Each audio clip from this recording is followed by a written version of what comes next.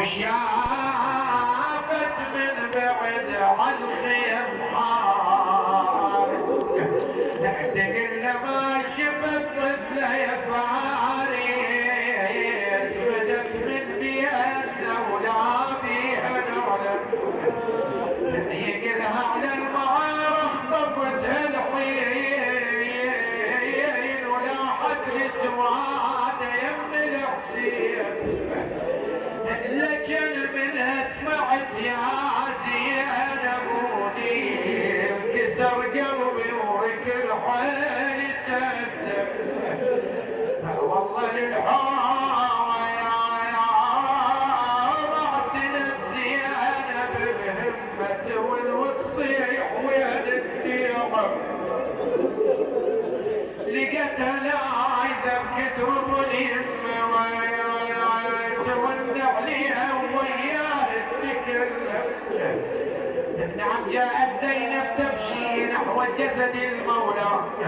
شافت الطفلة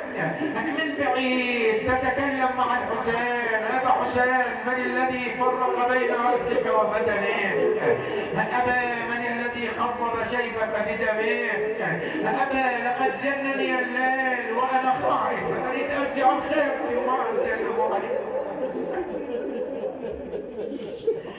تقل من قطع راسك بسيفه ومن هالشمع ضامك واخذ حيف يا ابويا الجيش سلبنا عليك يافه ومتني بصوت عدوانك تورام يا ابويا مسك علي هالنسيه وبعيد خيامنا صارت علي يا ابو السجاد قل لي شلون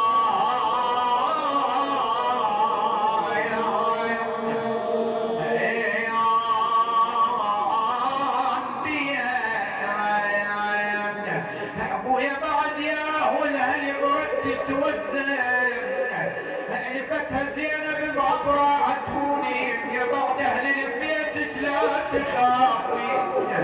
لقيتها لا اذا بكتر الحسين عاد الطفله